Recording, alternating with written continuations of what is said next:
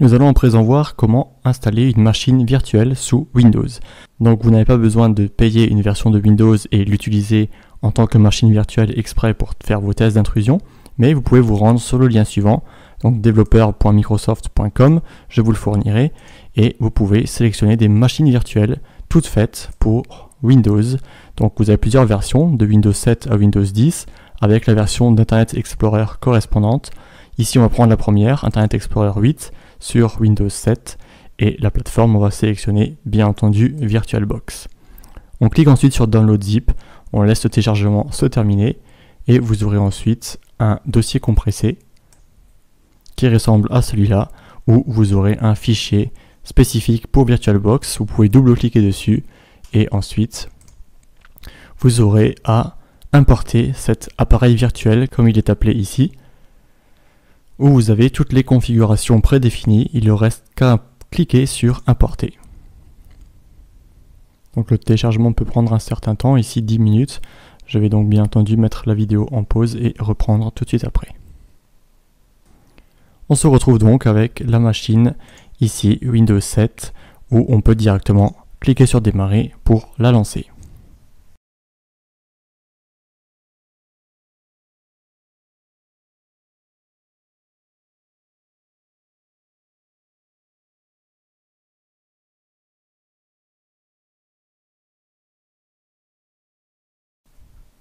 Nous voici donc sur la machine virtuelle.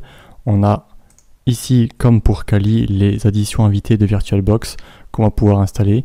Pour l'instant, on va déjà sélectionner le réseau. On va prendre ici Home Network.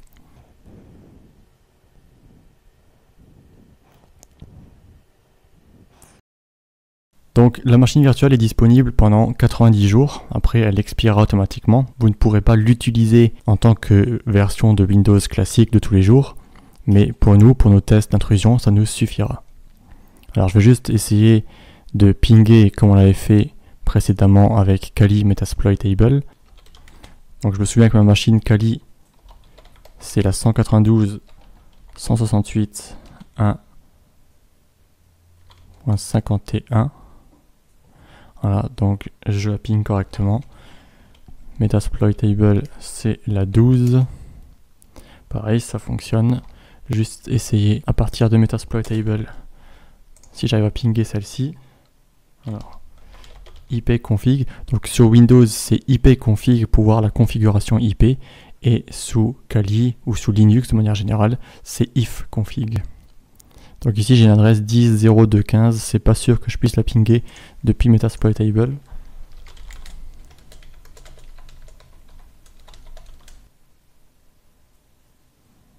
Donc vous voyez, ça ne fonctionne pas, donc c'est le même problème qu'on avait auparavant, où on arrive à pinguer que d'un sens. Donc c'est pas un gros problème. On va se rendre dans VirtualBox, sélectionner la machine Windows 7, et on va se rendre dans Réseau. Puis on va activer l'accès par pont, comme on avait fait précédemment, avec ici, tout autorisé, OK. Et on va sans doute devoir redémarrer la machine. Je ne sais pas si ça fonctionne. Voilà, donc on nous redemande. Je vais mettre Home.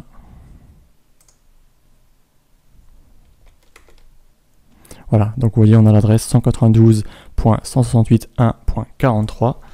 Voyons si celle-ci, on peut la pinguer. On peut la pinguer, donc c'est parfait. Juste vérifier que ça fonctionne bien dans les deux sens. Voilà, parfait.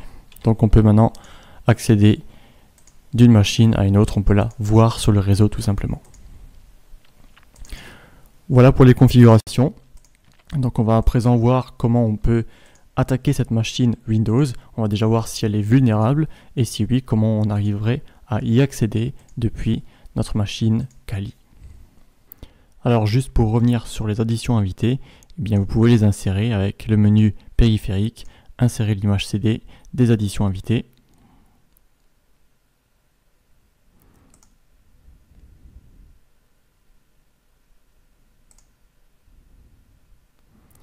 Voilà, donc la fenêtre s'ouvre, vous cliquez sur Run, Yes, et on installe de façon classique ces fameuses additions invitées.